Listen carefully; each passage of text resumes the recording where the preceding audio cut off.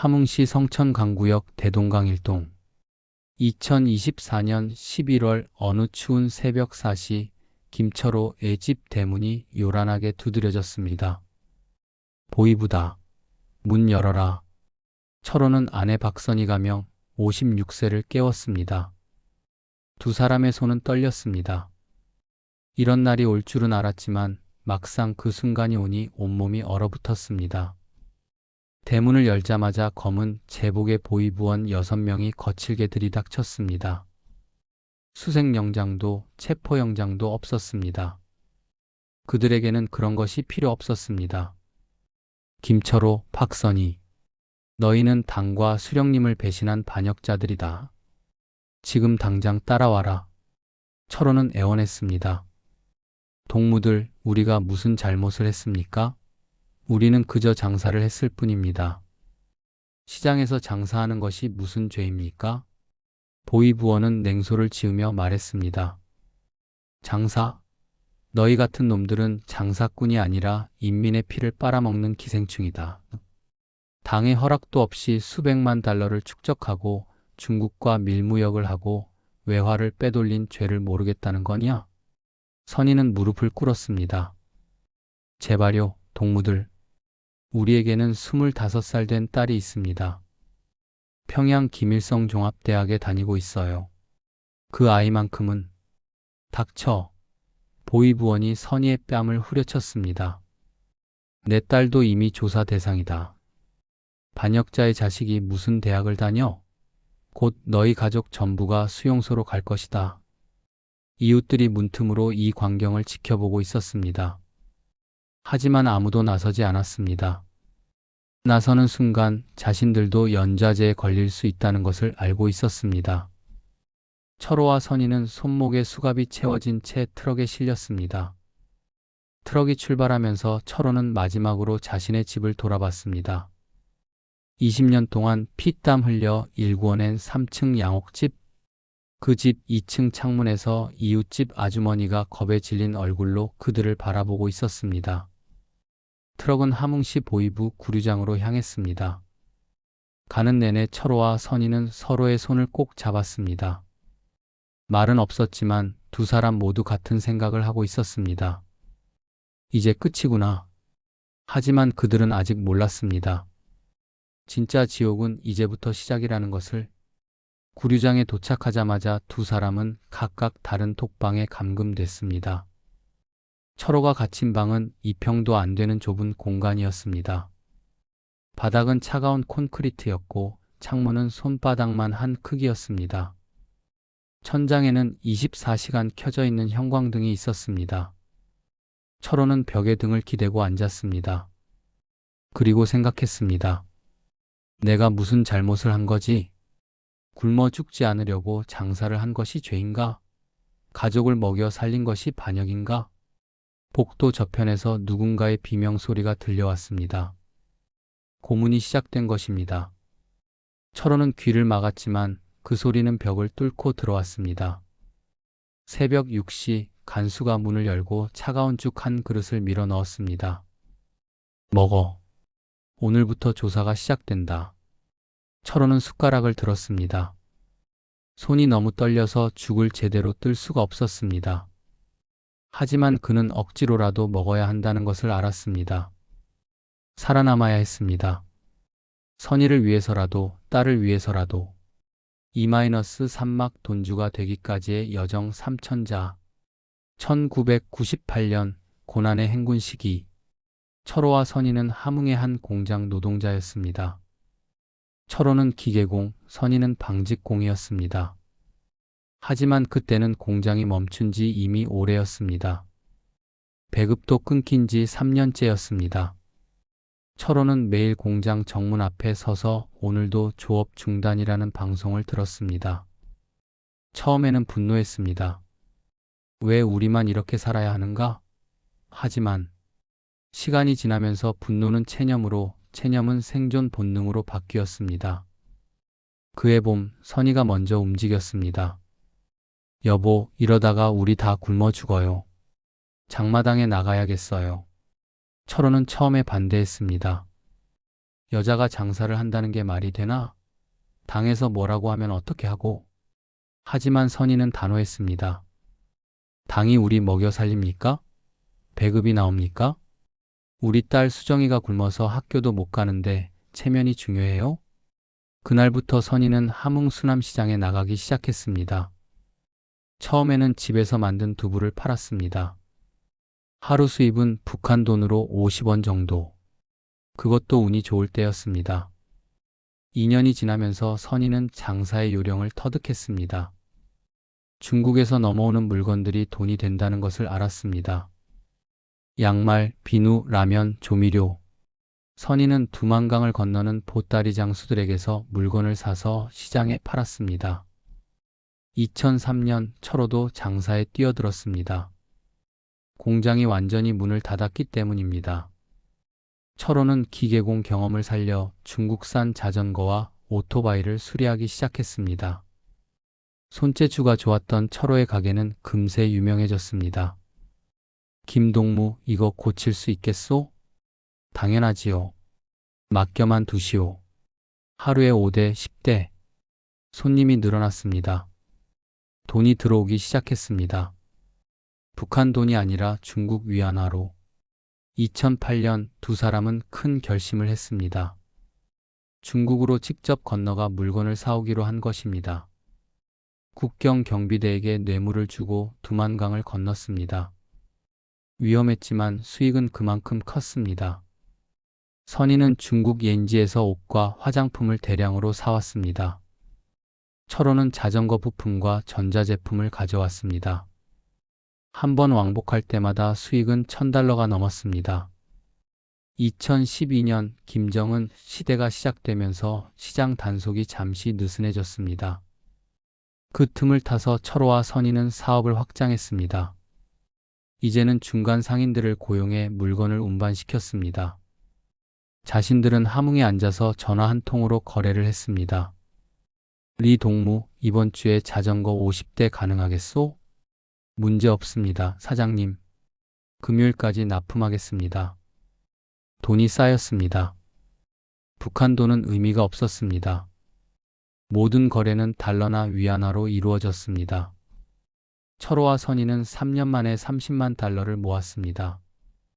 2015년 드디어 3층 양옥집을 지었습니다.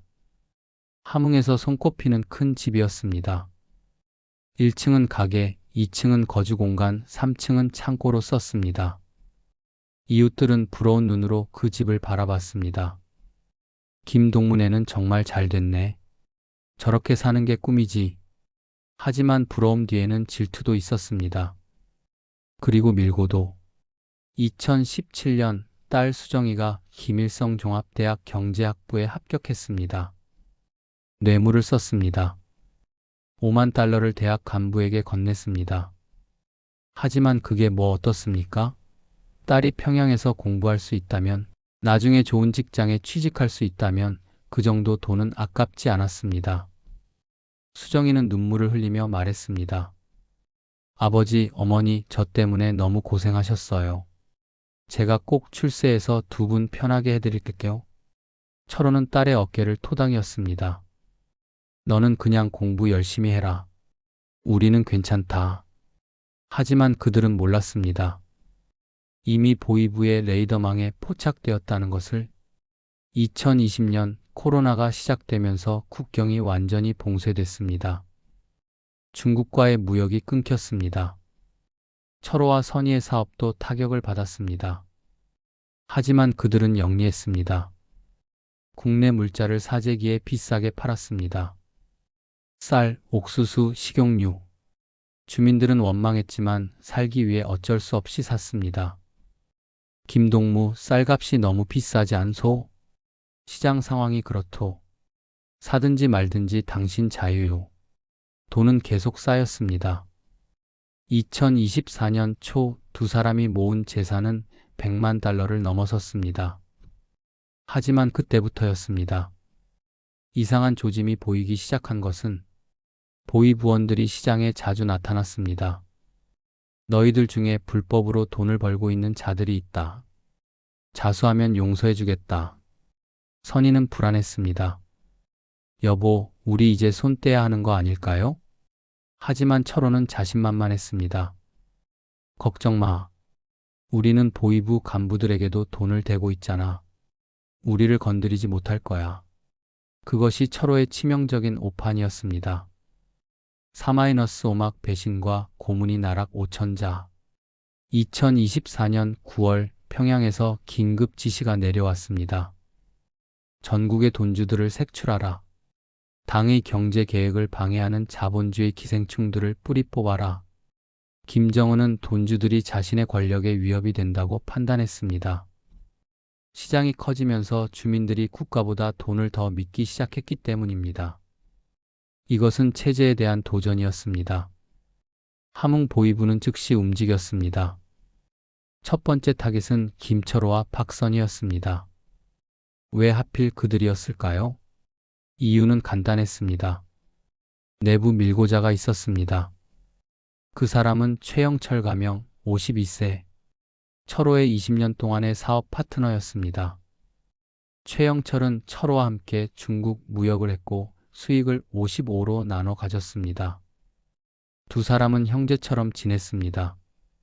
하지만 2024년 7월 두 사람 사이에 금이 갔습니다.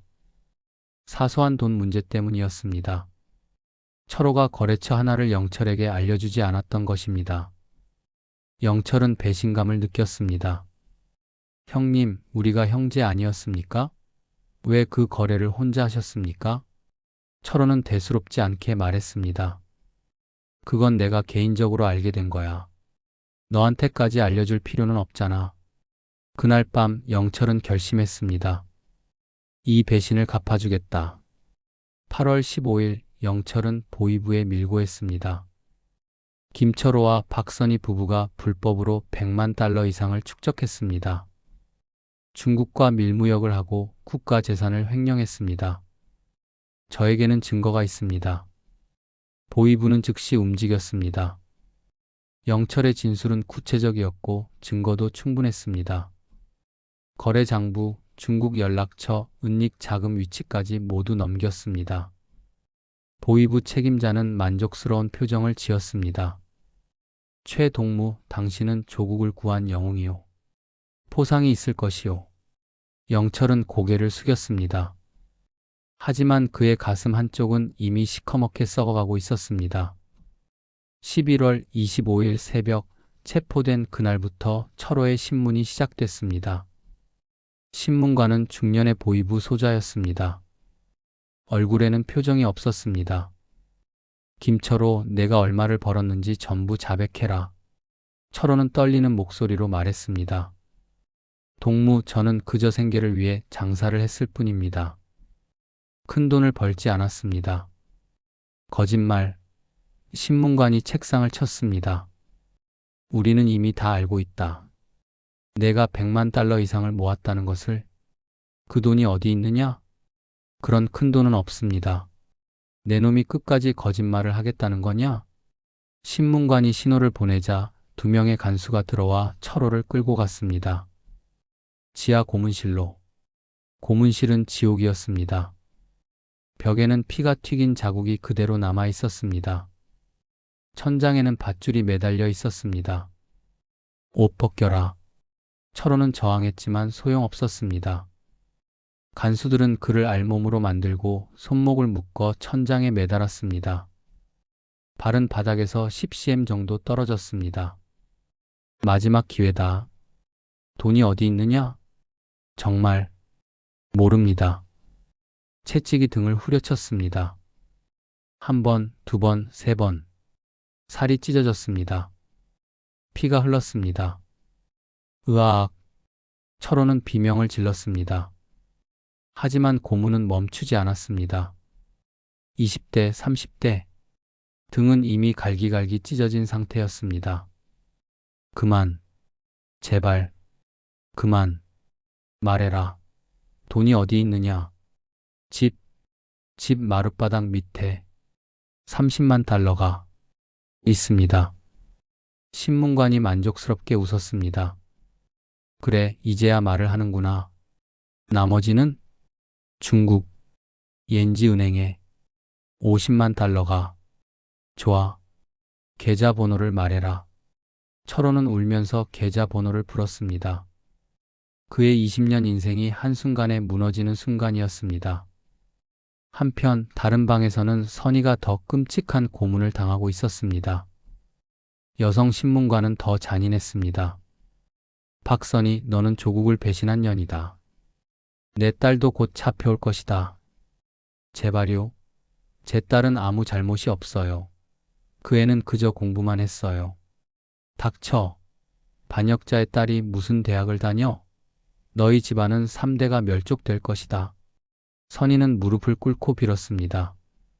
제발요, 제 딸만은 살려주세요. 제가 무슨 짓이든 하겠습니다. 그래? 그럼 내 남편이 숨긴 돈을 전부 말해라. 그리고 거래처도 전부 풀어라. 그러면 내 딸은 살려주마. 선희는 망설였습니다. 하지만 선택의 여지가 없었습니다. 딸의 생명이 걸린 문제였습니다. 말씀드리겠습니다. 전부 말씀드리겠습니다. 선희는 모든 것을 털어놨습니다. 거래처 명단, 중국 연락처, 뇌물을 준 간부들 이름까지. 그녀의 진술서는 50페이지가 넘었습니다. 보이부는 대만족이었습니다. 이 진술서 하나로 함흥의 돈주 네트워크를 전부 소탕할 수 있었습니다. 11월 30일 철호와 선희는 처음으로 같은 방에서 만났습니다. 대질 신문 시간이었습니다. 두 사람은 서로를 보자마자 울음을 터뜨렸습니다. 철호의 등은 채찍 자국으로 시퍼렇게 멍들어 있었습니다. 선희의 얼굴은 부어올라 있었습니다. 여보, 당신. 신문관이 냉소를 지으며 말했습니다. 보기 좋은 부부로구나. 하지만 너희는 곧 헤어질 것이다. 영원히. 철호가 물었습니다. 우리를 어떻게 할 작정입니까? 공개 재판 후 처형이다. 인민들 앞에서 총살형에 처해질 것이다. 선희가 비명을 질렀습니다. 안 돼요. 우리가 무슨 죄를 지었다고 죽여요. 우리는 그저 살기 위해 장사를 했을 뿐이에요. 장사? 신문관이 비웃었습니다. 너희는 장사꾼이 아니라 인민의 피를 빨아먹은 자본주의 기생충이다. 당의 허락도 없이 외화를 축적하고 불법 무역을 하고 사회주의 경제 질서를 파괴한 죄는 사형에 해당한다. 철호가 절규했습니다. 그럼 우리 딸은요? 수정이는 아무 잘못이 없어요. 그 애는 부모가 하는 일을 몰랐어요. 신문관은 잠시 침묵했습니다. 그리고 차갑게 말했습니다.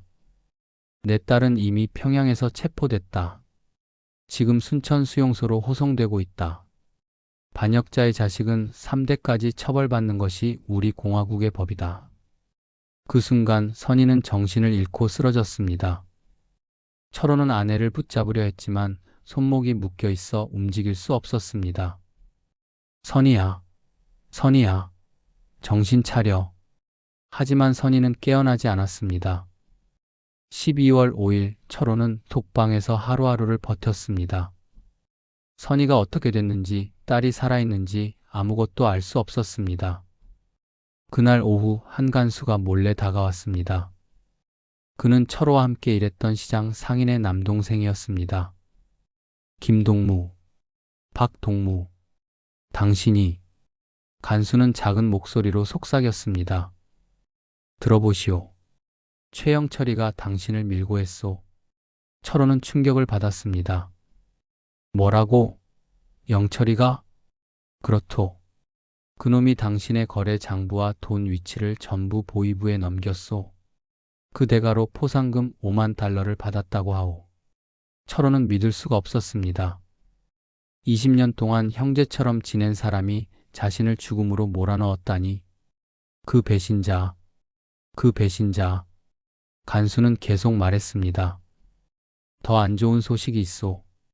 당신 딸 수정이가 순천 수용소에서 탈출을 시도했다가 사살됐다고 하오.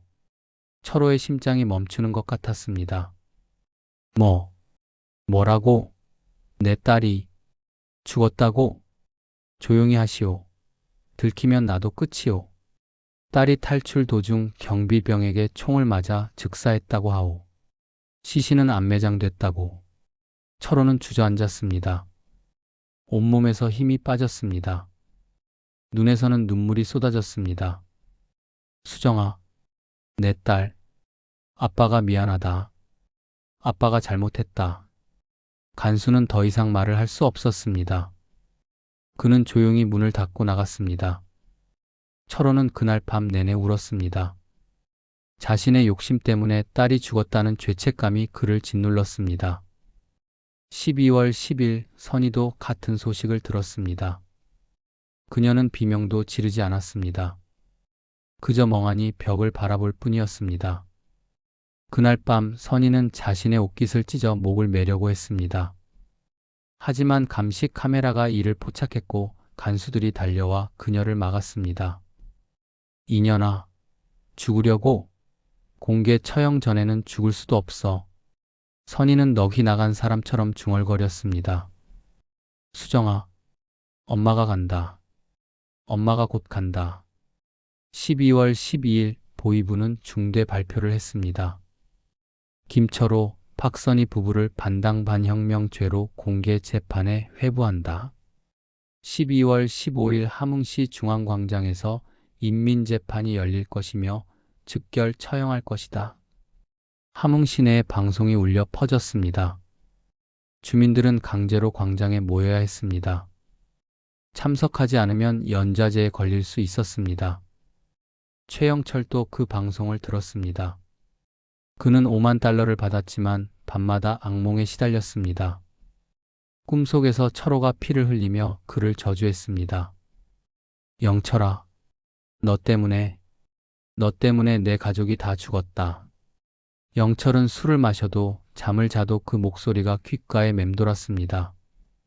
6-7막 인민재판과 마지막 외침 1500자. 12월 15일 오전 10시 함흥시 중앙광장. 2만여 명의 주민들이 강제로 동원됐습니다. 눈발이 날리는 추운 날씨였지만 아무도 떠날 수 없었습니다. 단상 위에 철호와 선희가 끌려 나왔습니다. 두 사람은 손발이 묶인 채 무릎을 꿇었습니다. 목에는 반당반혁명 죄인이라고 쓰인 팻말이 걸려 있었습니다. 재판관이 확성기를 들고 외쳤습니다. 인민 여러분, 오늘 여기 무릎 꿇은 이 개돼지 같은 놈들을 보시오. 이놈들은 위대한 수령님과 당을 배신하고 인민의 피를 빨아먹은 자본주의 기생충들이오. 군중 속에서 야유가 터져 나왔습니다. 죽여라. 총살해라. 하지만 누군가는 눈물을 흘렸습니다. 철호에게 신세를 진 사람들이었습니다. 그들은 고난의 행군 시기에 철호에게서 싼 값에 식량을 샀고 자전거를 고쳐받았습니다. 재판관이 계속 소리쳤습니다. 이놈들은 100만 달러가 넘는 불법 자금을 축적했고 중국과 밀무역을 했으며 사회주의 경제 질서를 파괴했소. 이런 놈들을 어떻게 해야 하겠소? 죽여라. 죽여라. 철호가 고개를 들었습니다. 그의 눈에는 더 이상 두려움이 없었습니다. 딸도 죽었고 자신도 곧 죽을 것이 분명했습니다. 그는 마지막 힘을 다해 외쳤습니다. 동무들, 내 말을 들어주시오. 나는 반역자가 아니오. 나는 그저 가족을 먹여 살리기 위해 장사를 했을 뿐이오. 보위부원들이 달려들어 그를 때렸습니다. 하지만 철호는 계속 소리쳤습니다. 당이 우리를 먹여 살렸소? 배급이 나왔소? 우리는 굶어 죽지 않으려고 장사를 한 것뿐이오. 그게 무슨 죄요?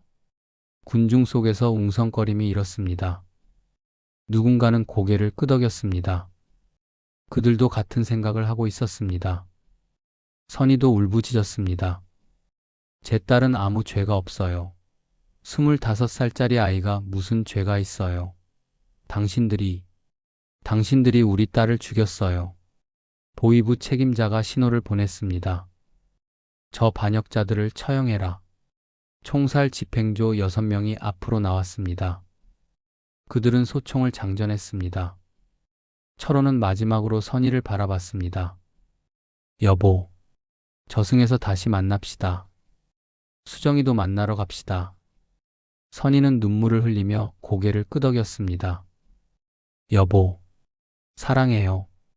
다음 생에서는 이런 세상에 태어나지 맙시다. 쏴라. 총성이 울렸습니다. 6발, 12발. 철호와 선희는 동시에 쓰러졌습니다. 광장은 순식간에 침묵에 잠겼습니다. 2만 명의 주민들은 아무 말도 하지 못했습니다. 최영철은 뒷줄에서 그 광경을 지켜봤습니다. 그는 바닥에 주저앉았습니다. 손은 떨렸고 입술은 파랗게 질렸습니다. 내가 저들을 죽였다. 팔막 눈 내리는 함흥에서 1500자. 2024년 12월 20일 철호와 선희의 시신은 안매장됐습니다. 어디에 묻혔는지 아무도 모릅니다. 가족도 없고 무덤도 없습니다. 함흥 시내는 다시 일상으로 돌아갔습니다. 하지만 무언가 변했습니다. 수남시장의 상인들은 더 이상 큰 소리로 장사를 하지 않았습니다. 보이부의 눈길이 무서웠습니다. 누가 다음 차례가 될지 아무도 몰랐습니다. 최영철은 5만 달러를 받았지만 하루도 편히 잠들지 못했습니다. 매일 밤 악몽에 시달렸습니다. 꿈속에서 철호와 선희가 피를 흘리며 그를 저주했습니다. 3개월 후인 2025년 3월 영철은 자택에서 목을 매 자살했습니다. 유서에는 이렇게 적혀 있었습니다. 철호 형님, 선희 누나, 수정아. 미안합니다. 제가 너무 큰 죄를 지었습니다. 이제 그곳에 가서 벌을 받겠습니다. 하지만 아무도 그를 동정하지 않았습니다. 한편 남쪽 대한민국 2025년 6월 한 탈북민 단체에서 이 사건의 전말이 알려졌습니다.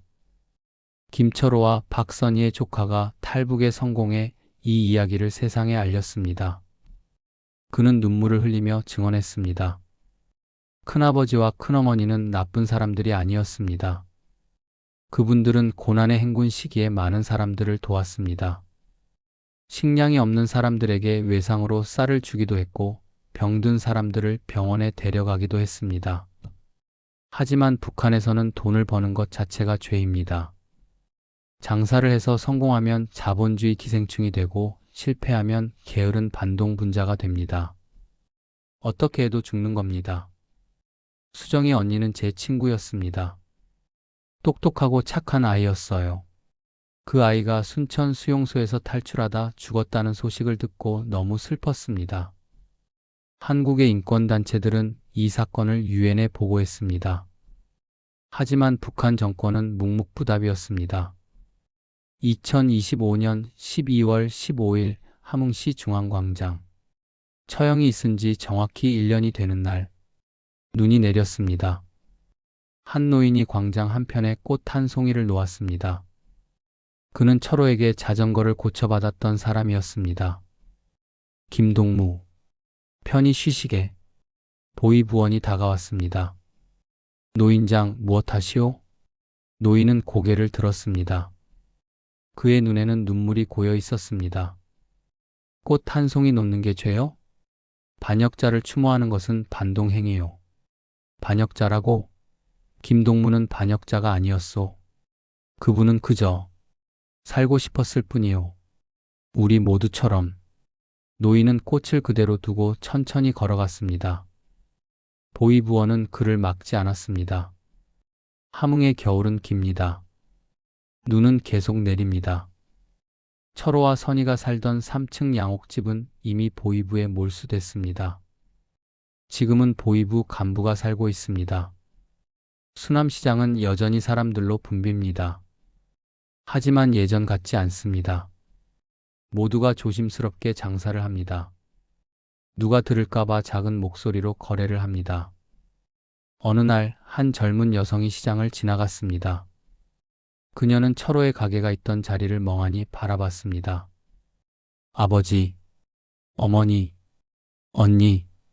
그녀는 수정이의 대학 동기였습니다. 탈북을 준비하고 있었습니다. 나는 이곳을 떠나야 해. 이 지옥 같은 곳에서 벗어나야 해. 그래야 수정이 언니의 이야기를 세상에 알릴 수 있어. 그녀는 결심했습니다. 그리고 3개월 후 두만강을 건넜습니다. 김철호와 박선희의 이야기는 북한에서 벌어지는 수많은 비극 중 하나일 뿐입니다. 지금도 북한에는 돈주들이 있습니다. 그들은 오늘도 살아남기 위해 몸부림칩니다. 언제 체포될지, 언제 처형될지 모르면서도, 왜냐하면 그것이 살아가는 유일한 방법이기 때문입니다. 배급도 없고 일자리도 없고 국가는 아무것도 책임지지 않는 사회. 그곳에서 살아남으려면 장사를 해야 합니다. 하지만 장사를 해서 성공하면 죽습니다. 이것이 북한의 현실입니다. 감사합니다. 구독과 좋아요는 영상을 제작하는 데 큰 도움이 됩니다. 항상 계시는 곳에 행복과 감동이 가득하시길 바랍니다.